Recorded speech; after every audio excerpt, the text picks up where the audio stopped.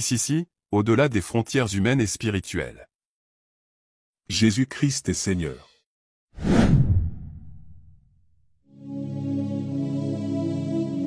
Gloire à l'agneau immolé, je te déclare béni de ces paroles de bénédiction dans les Saintes Écritures.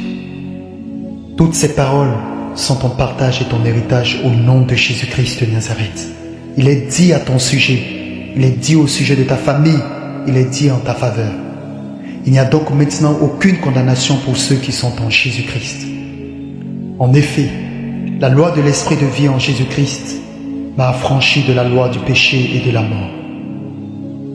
Car chose impossible à la loi parce que la chair la rendrait sans force. Dieu a condamné le péché dans la chair en envoyant à cause du péché son propre Fils, dans une chair semblable à celle du péché. Et cela afin que la justice de la loi fût accomplie en nous, qui marchons non selon la chair, mais selon l'Esprit.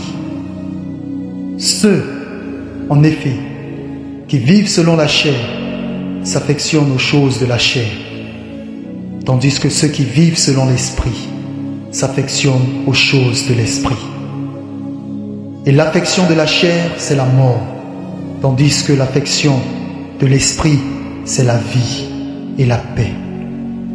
Car l'affection de la chair est inimitié contre Dieu, parce qu'elle ne se soumet pas à la loi de Dieu, et qu'elle ne le peut même pas. Or, ceux qui vivent selon la chair ne sauraient plaire à Dieu.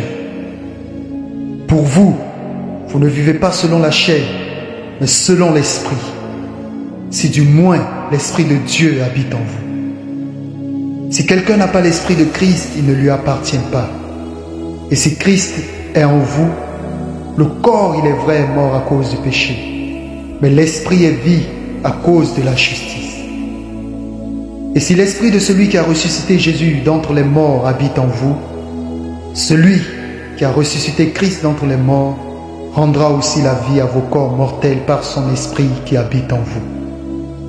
Ainsi donc, frères, sœurs, nous ne sommes point redevables à la chair pour vivre selon la chair. Si vous vivez selon la chair, vous mourrez. Mais si par l'Esprit, vous faites mourir les actions du corps, vous vivrez. Car tous ceux qui sont conduits par l'Esprit de Dieu sont fils de Dieu. Et vous n'avez point reçu un esprit de servitude pour être encore dans la crainte, mais vous avez reçu un esprit d'adoption, par lequel nous crions « Abba, Père ». L'Esprit lui-même rend témoignage à notre esprit que nous sommes enfants de Dieu. Or, si nous sommes enfants, nous sommes aussi héritiers. Héritiers de Dieu et co-héritiers de Christ. Si toutefois, nous souffrons avec lui afin d'être glorifiés avec lui. J'estime que les souffrances du temps présent ne sauraient être comparées à la gloire à venir qui sera révélée pour nous. Aussi, la création attend-elle avec un ardent désir la révélation des fils de Dieu. Car la création a été soumise à la vanité, non de son gré, mais à cause de celui qui l'y a soumise, avec l'espérance qu'elle aussi sera affranchie de la servitude de la corruption, pour avoir part à la liberté de la gloire des enfants de Dieu. Or, nous savons que jusqu'à ce jour, la création tout entière soupire et souffre les douleurs de l'enfantement. Et ce n'est pas elle seulement, mais nous aussi, qui avons les prémices de l'Esprit, nous aussi, nous soupirons en nous-mêmes, en attendant l'adoption, la rédemption de notre corps. Car c'est en espérance que nous sommes sauvés. Or, l'espérance qu'on voit n'est plus espérance. Ce qu'on voit, peut-on l'espérer encore? Mais si nous espérons ce que nous ne voyons pas, nous l'attendons avec persévérance. De même aussi l'Esprit nous aide dans notre faiblesse, car nous ne savons pas ce qu'il nous convient de demander dans nos prières. Mais l'Esprit lui-même intercède par des soupirs inexprimables. Et celui qui sonde les cœurs connaît quelle est la pensée de l'Esprit,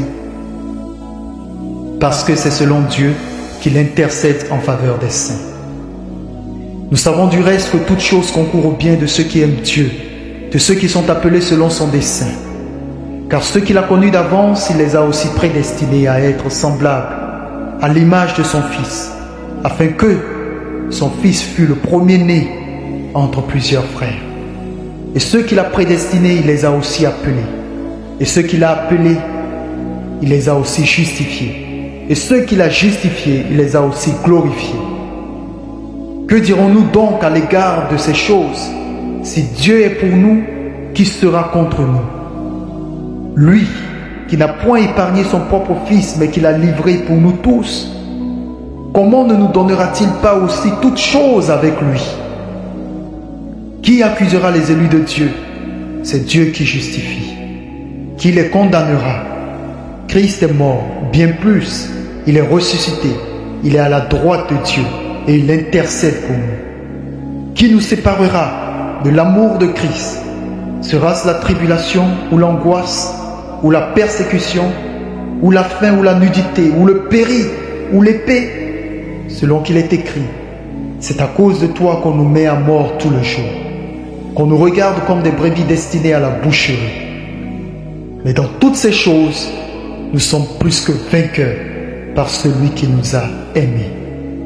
Car j'ai l'assurance que ni la mort, ni la vie, ni les anges, ni les dominations, ni les choses présentes, ni les choses à venir, ni les puissances, ni la hauteur, ni la profondeur, ni aucune autre créature ne pourra nous séparer de l'amour de Dieu manifesté en Christ notre Seigneur. Amen et Amen.